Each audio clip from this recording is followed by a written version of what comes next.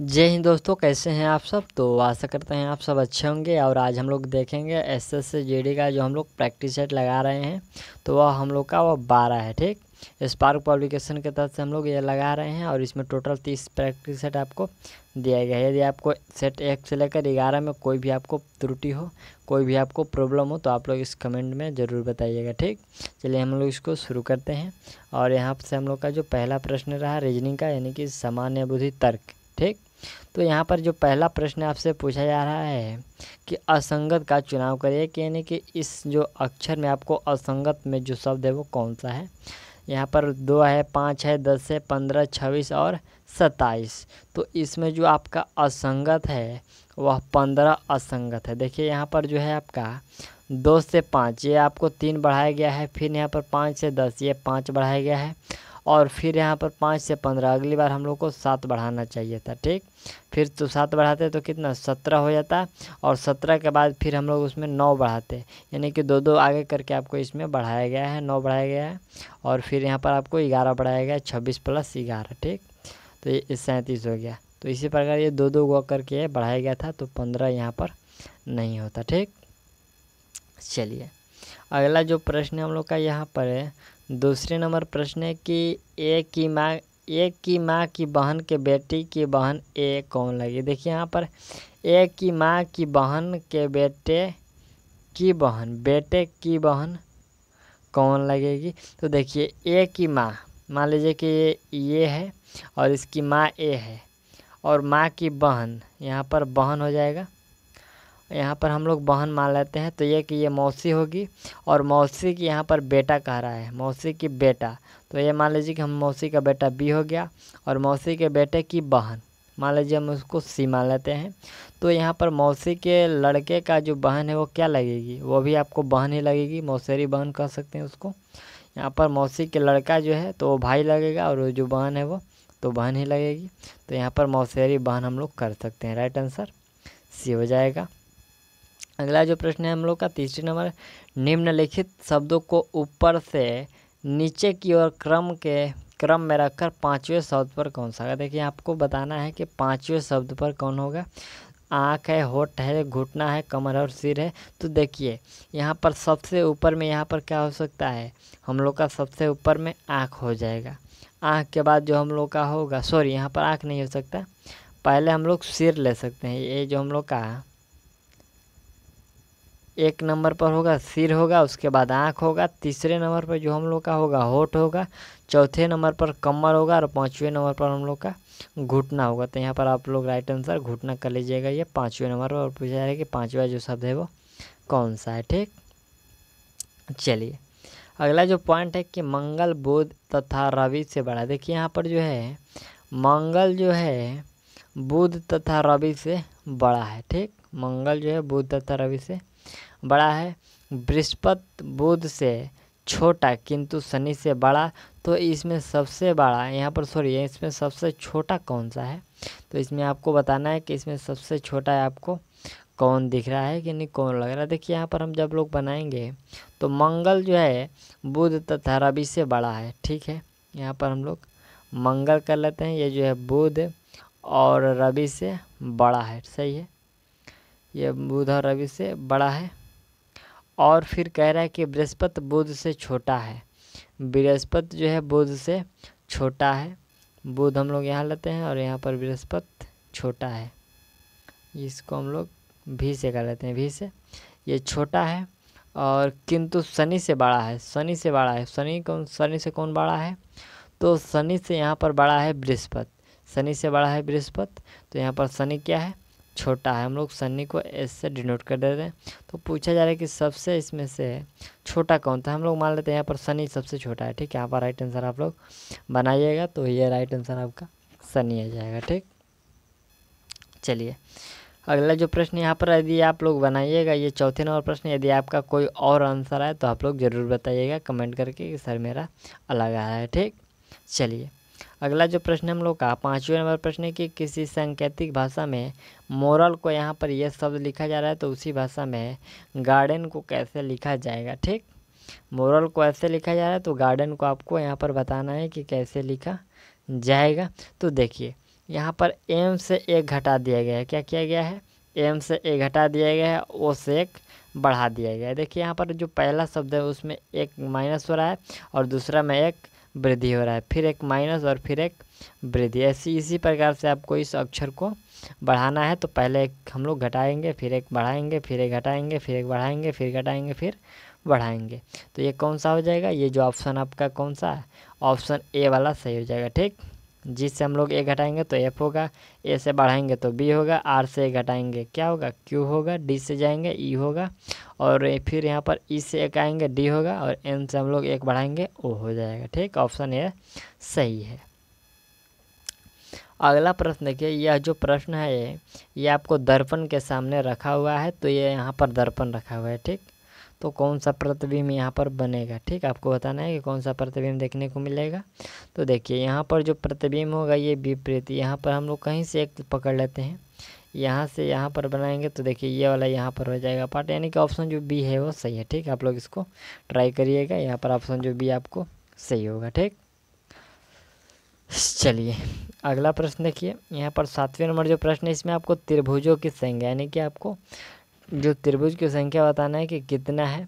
तो चलिए यहाँ पर जो त्रिभुजों की संख्या हम लोग मान लेते हैं, यहाँ पर आपका जो राइट आंसर होगा पहले हम लोग गिन लेते हैं। ठीक, इसमें त्रिभुज कितने हैं? तो देखिए पहले एक बड़ा वाला त्रिभुज ये हो गया, फिर 2 3 4, पहले तो ये हम लोग का 4 त्रिभुज डायरेक्ट लग गया, दिख गया, और फिर यहाँ पर एक ऐसे 4 के बाद 5 और 5 के बाद यहाँ पर ऐसे एक ये, तो ये हम लोग का 6 हो गया, एक ये और एक ये हो जाएगा, ये दोनों मिलाकर तो ये 6 हो गया। इसमें राइट आंसर आपका 6 ही होगा। ठीक, 7 नहीं होगा, 7 आपको कहीं देखने को इसमें त्रिभुज नहीं मिलेगा। ठीक, चलिए अगला जो प्रश्न यहाँ पर है कि दी गई उत्तर आकृतियों में से उस आकृति को ज्ञात कीजिए जो दी गई प्रश्न आकृतियों की श्रृंखला को जारी रख सके। देखिए यहाँ पर जो जारी रख सके ये इसमें 5 दिया गया है, और यहाँ पर 6ठे नंबर बताना है कि आपको क्या होगा। तो देखिए पहले यहाँ से आपको ऐसे हुआ है, पहले आपको ऐसे हुआ है त्रिभुज, और यही त्रिभुज का जो नोक है वो ऊपर चला गया है। ठीक, आपको ध्यान देना है। फिर ये जो ऊपर है वो सेम उसी प्रकार है, लेकिन ये नीचे आ गया है। तो यानी देखिए यहाँ पर ये हम लोग का इसके बाद की आकृति खोजना है। ठीक, तो देखिए ये 5वां और जो पहला एक सेम जैसा आपको दिख रहा है। ठीक, 5वां और जो पहला आकृति है वो सेम एक की जैसा दिख रहा है, तो यानी कि जो चौथे के बाद 5वां है वो फिर आपको दोहराया जा रहा है। ठीक, तो यहाँ पर जो होगा दूसरा जो होगा वो छठा के जैसा होगा। दूसरा क्या होगा? छठा जो है आपको दूसरे के जैसा होगा, यानी छठा जो आपका दूसरे के जैसा। और ऐसा आकृति कौन सा है? ऐसा जो आकृति है ऑप्शन आपको सी में देखने को मिल रहा है, तो राइट आंसर सी हो जाएगा। ठीक, चलिए अगला प्रश्न हम लोग का 9 नंबर जो प्रश्न है, यहाँ पर 4 आकृति दी गई, इसमें भिन्न बताना है कि यानी कि अलग इसमें से कौन है। ठीक, देखिए यहाँ पर ए बी सी डी, इसमें जो आपका भिन्न है ना वो ऑप्शन डी वाला भिन्न है। देखने में भी आपको ये भिन्न कुछ अजीब सा टाइप का लग रहा होगा। देखिए यहाँ पर ये 2-2 से आपको गर्म काटा गया है, 2-2 से, लेकिन ये वाला एक ही डंठल से आपको ये काटा गया है। ठीक, तो ये आपको कुछ ज़्यादा ही काट दिया गया है। ठीक, ऑप्शन जो डी है वो सही होगा, ये भिन्न है। अगला पॉइंट है कि टीचर को यहाँ पर ये शब्द लिखा जा रहा है, तो ड्वार्ड, यहाँ पर ड्वार्ड को कैसे लिखा जाएगा? ड्वार्ड को यहाँ पर पूछा जा रहा है कि कैसे लिखा जाएगा। तो इसमें आपको कुछ नहीं करना है, ये जो टीचर वाला शब्द है इसमें सभी में 2-2 अक्षर आपको बढ़ाकर ये शब्द आपको बना दिया गया है। तो हम लोग ये जो ड्वार्ड है इसमें भी हम लोग 2-2 अक्षर को बढ़ा देंगे, और ये हम जो आएगा वो सही हो जाएगा। ठीक, आप इसको पहले जांच भी कर लीजिएगा, इसमें 2-2 अक्षर की आपको वृद्धि देखने को मिलेगा। ठीक, तो कौन सा हो जाएगा? यहाँ से हम लोग डी के बाद 2 बढ़ाएंगे एफ हो जाएगा, ये सही है। हम लोग फिर लास्ट वाले लेते हैं, डी के बाद हम लोग 2 बढ़ाएंगे एफ होगा। ठीक, यानी कि ऑप्शन ए जो है आपका सही हो गया। चलिए अगला प्रश्न है कि यहाँ पर कुछ खास प्रश्न इसमें नहीं है। सो हम लोगों ने तो या पिछला 10 सेट आप लोग इसी प्रकार से हम लोग बना रहे हैं, तो आप लोग बहुत ज़्यादा आप लोग इस प्रश्न को पकड़ पा रहे होंगे। ठीक, सी को यहाँ पर 3 लिख रहा है तो पुलिस को क्या लिखा जाएगा, तो देखिए यहाँ पर सी जो है आपका तीसरे अक्षर पर है और इसी को आपको जोड़ना है। यहाँ पर देखिए ये सभी को जोड़कर 79 नंबर, यानी कि आपको 16 पी जो होता है 16 पर, ओ जो होता है 15 पर, यानी कि सभी लेटर को जोड़कर लिख दिया गया है। तो यहाँ पर हम लोग जो पॉइंटर को जोड़ेंगे और लिखेंगे तो क्या होगा, ये आपको सभी का अक्षर योग जो होगा, ये इसमें सभी अक्षरों का योग आपको लाना है। तो ये आपका 97 आ जाएगा। ठीक, यहाँ पर जो पॉइंटर है ये 97 जब आप लोग जोड़िएगा तो आएगा। अगला जो प्रश्न है कि जिस प्रकार वेटर का संबंध रेस्टोरेंट से है तो उसी प्रकार किसान का संबंध किससे होगा। वेटर का संबंध वेटर का संबंध रेस्टोरेंट से, तो किसान का संबंध खेत से होगा। बिल्कुल सही है, ये हो जाएगा। अगला जो प्रश्न है कि शुभम पहले पूरब की, यहाँ पर देखिए प्रश्न है हम लोग से कि शुभम एक लड़का है, वो सबसे पहले पूरब जाता है। यहाँ पर हम सब उसके बाद फिर दक्षिण दिशा में घूमकर कुछ दूरी के बाद वह पुनः पश्चिम में जाता है और अंत में दाईं वो मुड़ जाता है। अब वो किस दिशा में है, देखिए यहाँ पर आपसे पूछा जा रहा है। पहले यहाँ पर हम लोग इसको बना लेते हैं डायरेक्शन। ये हम लोग का जो होगा, यहाँ पर हम लोग का ईस्ट हो गया, ये वेस्ट हो गया, ये हम लोग का नॉर्थ हो गया और ये साउथ हो गया। ये जो शुभम लड़का है वह दक्षिण दिशा की ओर चलता है। ठीक, पहले पूरब चलता है। पहले तो यहाँ पर हम लोग पूरब की ओर इसको ले जाएंगे, ये हम लोग उसका केंद्र बिंदु है। पहले वो पूरब जाता है और फिर दक्षिण दिशा की ओर घूम जाता है। यहाँ पर हम लोग घूम गए दक्षिण की दिशा साउथ, यानी कि दक्षिण दिशा की ओर घूमकर कुछ दूरी के बाद वो पुनः पश्चिम जाता है। पुनः यहाँ से पश्चिम चला दिया उसको। ठीक, यहाँ पर आपको दूरी में नहीं बताएगा कितना दूर तक चला है, लेकिन आपको यह पश्चिम चला है जाता है और अंत में वह दाहिने मुड़ जाता है। देखिए यहाँ पर अंत में दाहिने, इधर हम लोग का इधर जो होगा शुभम का राइट होगा, लेफ्ट होगा और इधर जो होगा राइट होगा। तो एक तरफ लेफ्ट और एक तरफ राइट होगा, तो वह राइट घूमेगा तो इधर घूमेगा। तो यहाँ पर इधर घूम गया, मान लीजिए कि यहाँ पर पहुँच गया। तो फिर पूछा कि अब वह किस दिशा में है, अब वह किस दिशा में है, तो अब जो है वह है कौन से दिशा में है, अब वह उत्तर दिशा की ओर है। यहाँ पर इधर है, इस डायरेक्शन में है, तो वह उत्तर दिशा की ओर है। राइट आंसर सी हो जाएगा, बी हो जाएगा। राइट आंसर बी कर लीजिएगा। चलिए अगला पॉइंट हम लोग का है कि 100 का 10 लिखा गया है, 21 का यहाँ पर 21 का 11। यहाँ पर एक जो लेटर है वो छूट गया है। यहाँ पर 21 के स्थान पर 121 होना चाहिए था। ठीक, तो यहाँ पर 121, फिर 144 है, 12 है, तो 625 का क्या होगा। देखिए यहाँ पर 100 जो है ये 10 का वर्ग है, 121 जो 11 का वर्ग है, 144 जो है वो 12 का वर्ग है, तो 625 का वर्ग क्या होता है, 25 होता है। राइट आंसर डी हो जाएगा। चलिए अगला प्रश्न यहाँ पर 666 यानी कि 666 को यहाँ पर 17 लिखा गया है, 777 को 20 लिखा गया है, 888 को 23 लिखा गया है, तो 999 को क्या लिखा जाएगा। देखिए यहाँ पर 999 को यहाँ पर 26 लिखा जाएगा। ऐसा क्यों, तो देखिए यहाँ पर 666 यानी कि 3 6 को जोड़ेंगे कितना होगा, 18 होगा। 18 में से 1 को घटा दिया गया कितना, 17 हो जाएगा। फिर यहाँ पर हम लोग 3 7 को जोड़ेंगे, यहाँ पर कितना होगा, 21 होगा और 21 में से 1 घटा दिया गया है, 20 हो गया। फिर यहाँ पर 3 8 को जोड़ेंगे, 24 होगा, 24 में से 1 घटा देंगे कितना होगा, 23 होगा। 23 लिखा गया है। तो फिर हम लोग 9 जो 3 गो 9 है यानी कि 999 है, तो 999 को हम लोग जोड़ेंगे तो ये 27 होगा और 27 में से जब हम लोग 1 घटाएंगे तो कितना हो जाएगा, वह है आपका 26 हो जाएगा। राइट आंसर ए कर लीजिएगा। चलिए अगला जो पॉइंट 16 नंबर जो प्रश्न है, तो देखिए यहाँ पर आपका प्रश्न है कि हार्मोन्स को यहाँ पर दिए गए विकल्प में से उस विकल्प को चुनिए जो दिए गए मूल शब्द से नहीं बना। देखिए यहाँ पर इस हार्मोन शब्द से इसमें से कौन सा नहीं बनाया जा सकता है, तो इस हार्मोन से जो आपका नहीं बनाया जा सकता है वो मॉर्न जो है नहीं बनाया जा सकता।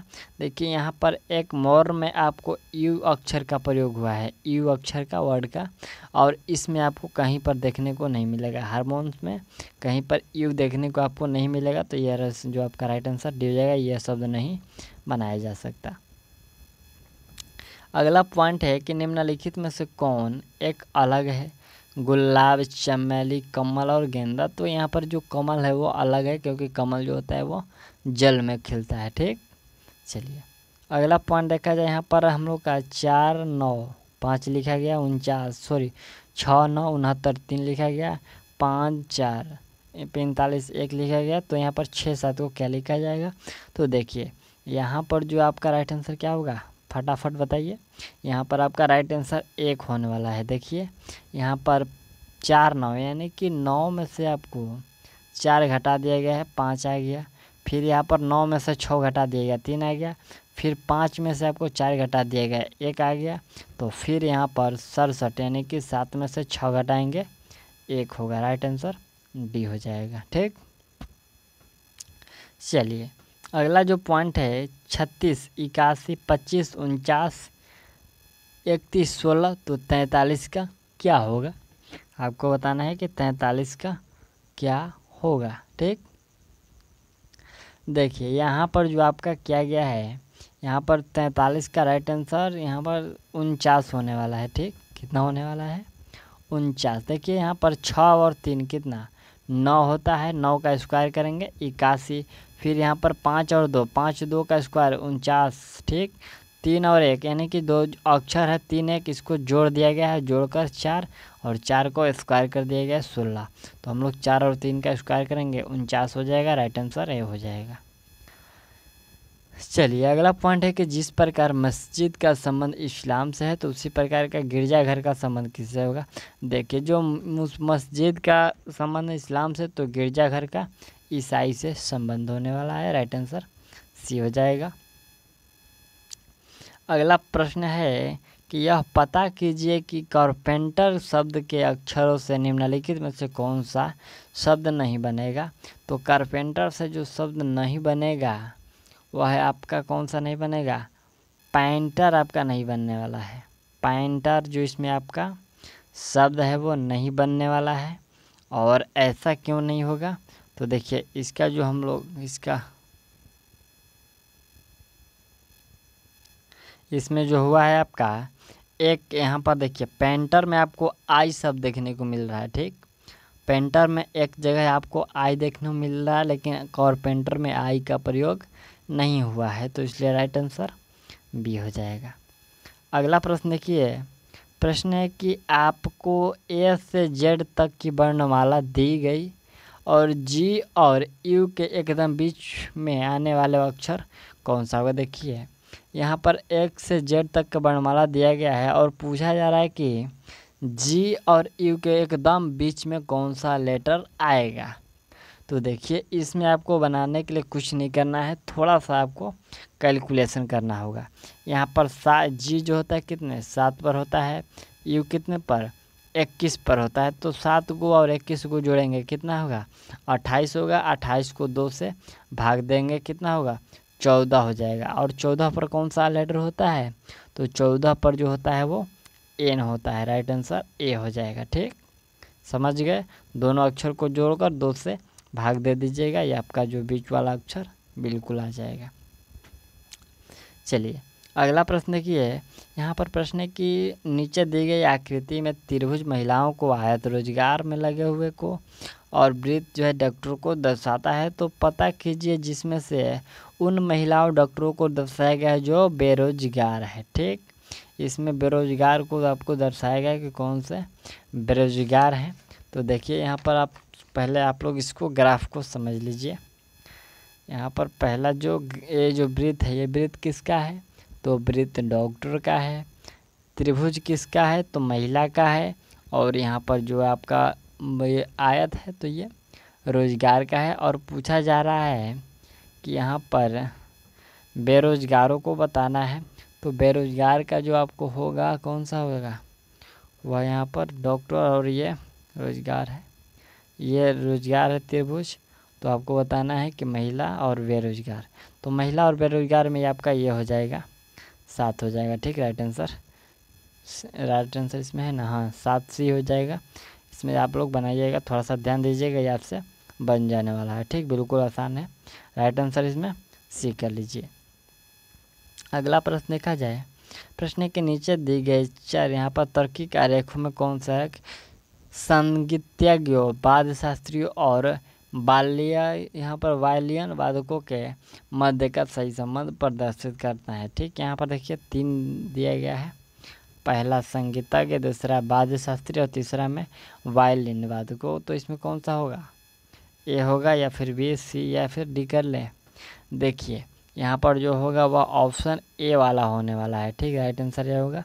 जो पहला हम लोग का है ये संगीतज्ञों के लिए है। संगीतज्ञों के अंदर आपका कौन सा बाद आ जाएगा, दूसरे नंबर बाद होगा। और तीसरा जो है वायलिन वादकों के लिए जो तीसरा गोला है वो उसके लिए उसी के अंदर आ जाएगा। ठीक, तो ये आपका जो राइट आंसर ए हो जाएगा।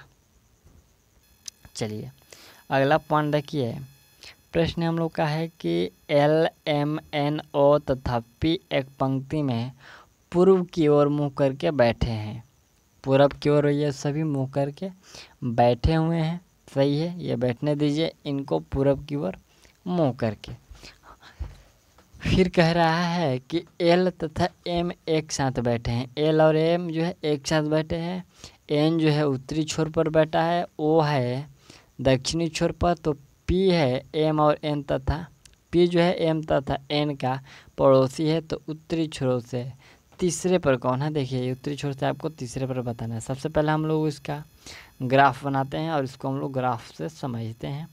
पहले ये पंक्ति हो गया और पंक्ति में हम लोग इधर हम लोग मान लेते हैं नॉर्थ, ये साउथ और ये जो हम लोग का होगा, सॉरी ये नॉर्थ, ये कौन सा हो जाएगा? ईस्ट होगा जी, ये नॉर्थ साउथ नहीं होगा।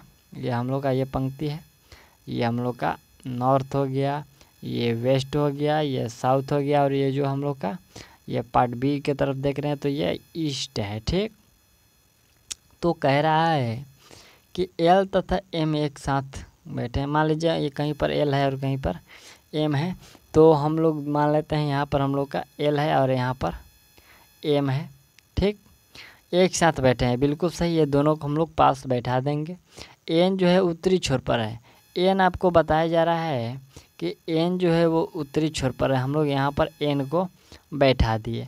फिर कहा जा रहा है कि उत्तरी छोर तथा ओ जो है इधर है, ओ है जो दक्षिणी छोर पर है। और फिर कहा जा रहा है कि पी जो है एम तथा एन के बीच में है। पी हम लोग यहाँ बैठा दिए, तो इधर एम है और इधर एन है और इधर एम है, दोनों के बीच में पी बैठ गया। तो अब प्रश्न पूछा जा रहा है कि उत्तरी छोर से यानी कि इस साइड से तीसरे नंबर पर कौन है? तो इस साइड से तीसरे नंबर पर जो है वो कौन है? आपका पी है। कौन सा है? तीसरे नंबर पर। तो एक ये है, दो है और ये एम।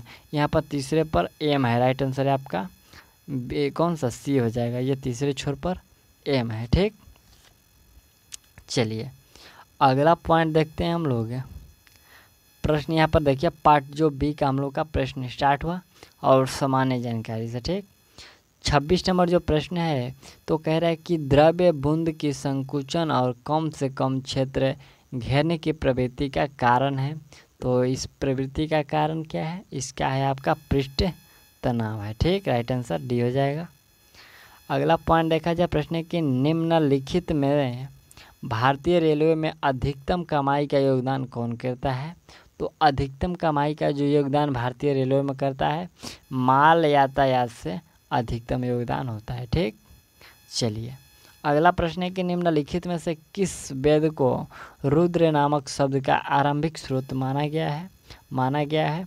तो यह किसको माना गया है? ऋग वेद को रुद्र नामक शब्द जो है आरंभिक स्रोत माना गया है। ठीक, चलिए अगला प्रश्न है कि यूएनओ की स्थापना कब हुई थी? तो यूएनओ की स्थापना 1945 ईस्वी में।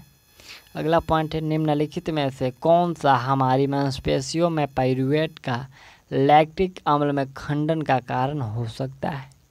तो खंडन का जो कारण हो सकता है वो है ऑक्सीजन का कमी। ठीक, चलिए अगला पॉइंट हम लोग का 31 नंबर प्रश्न है कि सोमनाथ मंदिर को किस मुसलमान आक्रमणकारी ने ध्वस्त किया था?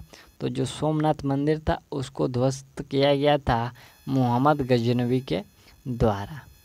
अगला पॉइंट है, यहाँ पर विख्यात संत वल्लभाचार्य निम्न में से किस शाखा से संबंधित है? तो वह किस शाखा से संबंधित है? वह कृष्णाश्रय से संबंधित है। राइट आंसर आपका बी हो जाएगा। अगला प्रश्न 33 नंबर प्रश्न है कि भारतीय राष्ट्रीय कांग्रेस के प्रथम महिला अध्यक्ष भारतीय राष्ट्रीय कांग्रेस की, तो वह है Annie Besant. Right answer C हो जाएगा। ठीक, चलिए अगला जो प्रश्न हम लोग का 34 नंबर प्रश्न है, कह रहा है कि माउंट एवरेस्ट पर चढ़ने वाली दूसरी भारतीय महिला पूछा जा रहा है। दूसरी बार पूछा जा रहा है कि कौन है, तो वह कौन सी है? संतोष यादव, बैछेंद्री पाल या फिर जोको तेम्बई या फिर इनमें से कोई नहीं। तो राइट आंसर हो जाएगा संतोष यादव। अगला प्रश्न, निम्नलिखित में से कौन सा भारत का प्रमुख चाय उत्पादक राज्य नहीं है? तो चाय उत्पादक राज्य में आपका जो चाय उत्पादक है यहाँ पर नहीं, बल्कि यहाँ पर चाय उत्पादक राज्य है तो असम हो जाएगा। ठीक, चलिए अगला पॉइंट है कि निम्नलिखित में से एक पार्थिव ग्रह नहीं है। तो पार्थिव ग्रह इनमें से कौन सा नहीं है? शनि जो है पार्थिव ग्रह नहीं है। अगला पॉइंट है कि कर्क रेखा भारत में कितने राज्यों से होकर गुजरती है? तो कर्क रेखा जो है भारत में कितने राज्यों से होकर गुजरती है? तो बिल्कुल आपका जो राइट आंसर होगा वह है 8 राज्यों से। कितना है? 8 राज्यों से होकर गुजरती है। ठीक, कौन कौन से? तो पहला है गुजरात, दूसरा राजस्थान, तीसरा मध्य प्रदेश, चौथा छत्तीसगढ़, पांचवा झारखंड, छठा पश्चिम बंगाल, त्रिपुरा और मिजोरम 8वां में हो जाएगा। ठीक, चलिए अगला पॉइंट है कि गुरु नानक देव का जन्म हुआ था। तो गुरु नानक देव का जन्म आपको 1469 ईस्वी में हुआ था। ठीक, कहाँ पर हुआ था? 1469 ईस्वी में पंजाब के रावी नदी के तट पर तलवंडी नामक ग्राम में हुआ था। ठीक, चलिए अगला प्रश्न हम लोग का है, निम्नलिखित में से कौन सा देश हिंद महासागर तटीय संयोग संघ IORA का सदस्य नहीं है? ये क्या होता है? IORA इसका सदस्य पूछा जा रहा है कि ये नहीं है। तो कौन सा नहीं है? तो देखिए इसमें जो आपका चीन है वो नहीं है। ठीक, अगला जो पॉइंट हम लोग का है कि परमाणु परीक्षण निम्न में से अधिकांशतः किस स्थान पर किया जाता है? तो परमाणु परीक्षण जो अधिकांश या पोखरण में किया जाता है। अगला प्रश्न है कि गीत गोविंद के रचयिता कौन है? तो गीत गोविंद के रचयिता जो हैं जयदेव हैं। ठीक, अगला पॉइंट है कि गौतम बुद्ध के पिता का नाम क्या था? तो गौतम बुद्ध के पिता का नाम सुयोधन था। कौन था? सुयोधन। राइट आंसर ये हो जाएगा। अगला पॉइंट है राष्ट्रीय युवा दिवस कब मनाया जाता है? तो राष्ट्रीय युवा दिवस ही आपको 12 जनवरी को मनाया जाता है। अगला पॉइंट है कि मानव शरीर के किस हिस्सों में वसा का पूर्णतः पाचन होता है? तो वसा का जो पूर्णतः पाचन ये छोटी आंत में होता है। ठीक, अगला प्रश्न है कि निम्नलिखित में से फास्फोरस के संदर्भ में कौन से कथन सही नहीं है? तो फास्फोरस के जो संबंध में कौन सा कथन सही नहीं है कि फास्फोरस जल से अभिक्रिया करता है? यह कथन गलत है। ठीक, कथन सही नहीं है कि जो फास्फोरस है वह जल से अभिक्रिया करता है। और इसमें सही जो दिया गया कि यह एक अधातु है, यह वायु से अभिक्रिया कर आग पकड़ लेता है और यह आधुनिक आवर्त सारणी के समूह 15 में पाया जाता है। यह सभी सही है, लेकिन यह फास्फोरस जल के साथ अभिक्रिया करता है, यह गलत है। अगला पॉइंट है हम लोग का कि निम्नलिखित का मिलान आपको करना है। पहला है पंचायती राज, दूसरा चुनाव आयोग, तीसरा केंद्रीय सूचना और इसमें 3 भी दिया गया, इसमें भी आपको 3 दिया गया है। तो देखिए यहाँ पर हम लोग जो मिलान करेंगे तो इसका मिलान कैसे करेंगे? बिल्कुल यहाँ पर जो मिलान करेंगे, देखिए यहाँ पर पंचायती राज का कौन सा हो जाएगा? ये स्थानीय सरकार हो जाएगा। और जो यहाँ पर हम लोग का पंचायती राज का स्थानीय सरकार, फिर यहाँ पर चुनाव आयोग है तो चुनाव आयोग का यहाँ पर संवैधानिक हो जाएगा और केंद्रीय सूचना है उसका गैर संवैधानिक हो जाएगा। ठीक, तो यहाँ पर ऑप्शन जो आपका सी है वो सही हो जाएगा। अगला प्रश्न हम लोग का कि नगर पालिका के सभी सदस्य नगर पालिका क्षेत्र के लोगों द्वारा डॉट डॉट डॉट जाते हैं, यानी कि प्रत्यक्ष चुने जाते हैं, अप्रत्यक्ष चुने जाते हैं। कैसे चुने जाते हैं? तो ये सभी प्रत्यक्ष चुने जाते हैं लोगों के द्वारा। ठीक, अगला प्रश्न हम लोग का है कि भारत का सबसे लंबा बांध है। तो भारत का सबसे लंबा बांध की हम लोग जब बात करें तो वह हीराकुंड बांध हो जाएगा। ठीक, कौन सा हो जाएगा? हीराकुंड बांध।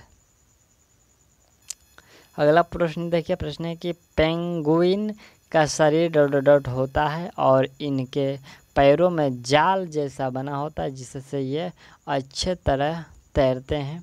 तो जो पेंगुइन का शरीर होता है वो कैसा होता है आपको बताना है। तो उसका शरीर देखिए धारा रैखित होता है। पेंगुइन का जो शरीर होता है वो धारा रैखित होता है। अगला प्रश्न हम लोग का है कि फतेहपुर सीकरी का निर्माण किसने करवाया? तो फतेहपुर सीकरी का निर्माण जो है किसने पूछा जाए कि करवाया? हुमायूं, जहांगीर या फिर बाबर। तो किसके द्वारा करवाया गया था? तो यह मुग़ल सम्राट अकबर के द्वारा करवाया गया था। अकबर जो फतेहपुर सीकरी है यह मुग़ल सम्राट अकबर ने 1571 ईस्वी में किया था। इसका जो राइट आंसर होगा वह नॉन ऑफ दी, यानी कि उपयुक्त में से कोई नहीं। ठीक, कौन करवाया था? अकबर ने। चलिए अगला जो पॉइंट हम लोग का ये पार्ट 3 जिसमें हम लोग गणित का प्रश्न है, तो मैं इसको स्किप कर देता हूँ और हिंदी का जो प्रश्न है उसको हम लोग देखते हैं। ठीक, यहाँ से हम लोग का 76 नंबर से जो प्रश्न हम लोग का हिंदी का है और प्रश्न है कि धर्म का विशेषण क्या है? तो धर्म का विशेषण क्या होता है? धार्मिक होता है। ठीक, धर्म का विशेषण धार्मिक हो सकता है। अगला प्रश्न है कि आया है सो जाएगा, राजा रंक फ़कीर का अर्थ क्या? देखिए यहाँ पर एक अर्थ दिया गया वाक्य कि आया है सो जाएगा, राजा रंक फ़कीर। इसका अर्थ आपसे पूछा जा रहा है कि इसका अर्थ क्या है? तो इसका अर्थ होता है मृत्यु प्रकृति का नियम है। मृत्यु जो है प्रकृति का नियम है, आया है सो जाएगा। अगला प्रश्न है हम लोग का कि कबीर को किस धारा का कवि मानते हैं? तो कबीर को निर्गुण धारा के कवि मानते हैं। अगला प्रश्न है कि नी प्लस आहार से कौन सा शब्द बनेगा? तो नी प्लस आहार से निराहार शब्द बनेगा। ठीक, अगला प्रश्न है कि पेड़ से पत्ते गिरा वाक्यों में से कौन सा कारक है? तो पेड़ से पत्ता गिरा, इसमें जो हो रहा है आपका अलगाव यानी कि अपदान कारक होगा। राइट आंसर सी हो जाएगा, अपदान कारक। अगला पॉइंट है कि कर्तृवाच्य में किसकी प्रधानता होती है? तो कर्तृवाच्य में जो प्रधानता होती है वो कर्ता की होती है। ठीक, अगला पॉइंट है जो बाएं हाथ से बाण चलाता हो उसके लिए उसे क्या कहते हैं? तो जो बाएं हाथ से बाण चलाता हो उसको कहते हैं सव्यसाची, कह सकते हैं सव्यसाची। अगला प्रश्न है कि पेड़ शब्द का पर्यायवाची क्या होगा? तो पेड़ का पर्यायवाची क्या हो सकता है? तो ये बिटप हो सकता है, बिटप। ठीक, राइट आंसर बी हो जाएगा। ये पेड़ का पर्यायवाची शब्द है। और प्रश्न है कि आप मेरे घर अवश्य पधारे, इस वाक्य में जो आप का प्रयोग हुआ है वो आप क्या है? मध्यम पुरुष, उत्तम पुरुष, अन्य पुरुष, निजवाचक, सर्वनाम। तो यह जो आप है वो मध्यम पुरुष है। राइट आंसर ए हो जाएगा। अगला पॉइंट हम लोग का है, यहाँ पर प्रश्न कह रहा है कि पंचभुज में कौन सा समास है? तो पंचभुज, यहाँ पर पहला जो शब्द है ये संख्यावाचक है और यह हो जाएगा द्विगु समास। पहला जो संख्यावाचक शब्द होता है उसे द्विगु समास कहते हैं। अगला प्रश्न है कि आधुनिक का विलोम शब्द कौन सा होगा? तो देखिए आधुनिक का विलोम यहाँ पर हम लोग का होगा प्राचीन। आधुनिक का विलोम प्राचीन हो जाएगा। अगला पॉइंट है कि निम्नलिखित में से स्त्रीवाचक शब्द कौन सा है? तो स्त्रीवाचक शब्द यहाँ पर देखिए जो बाला शब्द आप देख रहे हैं वो स्त्रीलिंगवाचक शब्द है, स्त्रीवाचक। ठीक, अगला पॉइंट हम लोग का है कि डॉक्टर शब्द की जो आ ध्वनि वो किस भाषा से आई है? तो डॉक्टर का आ जो है वो फ्रेंच भाषा से आई है। अगला प्रश्न है विस्मित का उपयुक्त अर्थ होगा? तो विस्मित का जो उपयुक्त अर्थ होगा वह होगा हैरान। ठीक, विस्मित का उपयुक्त अर्थ हैरान होगा। अगला प्रश्न है कि कोप का विलोम शब्द, तो यहाँ पर आपको बताना है कि कोप का विलोम क्या होगा? तो वह होगा शांत। क्या होगा? कोप का विलोम शांत होता है। और अगला प्रश्न है कि भरत मुनि ने अपने पुस्तक नाट्य शास्त्र में किसका उल्लेख किया है? तो इसमें उल्लेख किया गया है रस का। अगला पॉइंट देखिए, प्रश्न हम लोग का कि विस्मृत शब्द का उपयुक्त अर्थ क्या होगा? विस्मृत शब्द का जो उपयुक्त अर्थ होगा वो क्या होगा? तो भूला हुआ होगा। ठीक, चलिए अगला प्रश्न है कि वे शब्द जिनके व्युत्पत्ति का स्रोत ज्ञात नहीं हो पाता है क्या कहलाते हैं? तो व्युत्पत्ति का जो स्रोत ज्ञात नहीं हो सकता है वो शब्द कहलाते हैं संकर शब्द कहलाते हैं। ठीक, अगला प्रश्न है कि पैरों में शनिचर होना मुहावरे का सही अर्थ क्या है? तो पैरों में शनिचर होना, इस मुहावरे का जो सही अर्थ होगा कहीं ना कहीं जाते रहना। ठीक, अगला पॉइंट है कि दास का पर्यायवाची शब्द क्या होगा? दास का पर्यायवाची पूछा जा रहा है कि क्या होगा? चक्रीवान, दारा, किंकर और गुलाम। तो दास का पर्यायवाची यहाँ पर किक्कर हो सकता है। ठीक, राइट आंसर सी हो जाएगा। अगला प्रश्न है कि छंद बद्ध पंक्ति में प्रयुक्त स्वर व्यंजन की समानता को कहते हैं। तो छंदबद्ध जो पंक्ति है उसमें प्रयुक्त स्वर व्यंजन को क्या कह सकते हैं? उसको तुक कहते हैं। ठीक, अगला प्रश्न है कि काश, यहाँ पर देखिए काश, यहाँ पर काश आज वर्षा होती डॉट डॉट, यहाँ पर इस वाक्य में काश कौन सा निपात है? यहाँ पर जो काश है वो कौन सा निपात है? सीमा बोधक, प्रश्न बोधक, अवधारण बोधक या फिर विषम या आदि बोधक। तो इसमें काश का जो प्रयोग होता है वो विषम या आदि बोधक का हुआ है। ठीक, अगला प्रश्न है कि निम्नलिखित में से सही वर्तनी का चयन कीजिए।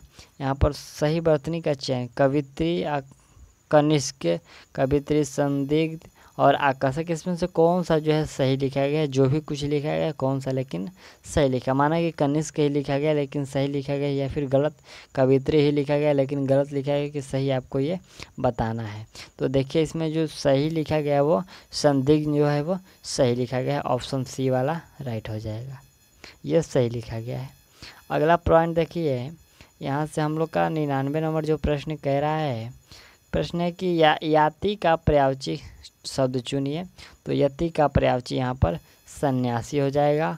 और अगला जो पॉइंट है हम लोग का 100 नंबर की अज्ञात में कौन सा समास है? तो अज्ञात में यहाँ पर आपको नया समास है, कौन सा है? सॉरी अज्ञान है, अज्ञान में नया समास है। ठीक, चलिए अगला यहाँ पर हम लोग का जो 100 क्वेश्चन था हम लोगों ने इसमें कंप्लीट कर लिया। और यह जो हम लोग का सेट प्रैक्टिस था तो स्पार्क पब्लिकेशन का सेट 12 था और जो सेट है 13 वो जल्दी आपको प्रोवाइड की जाएगी। तब तक के लिए थैंक्स, मिलते हैं अगले वीडियो में।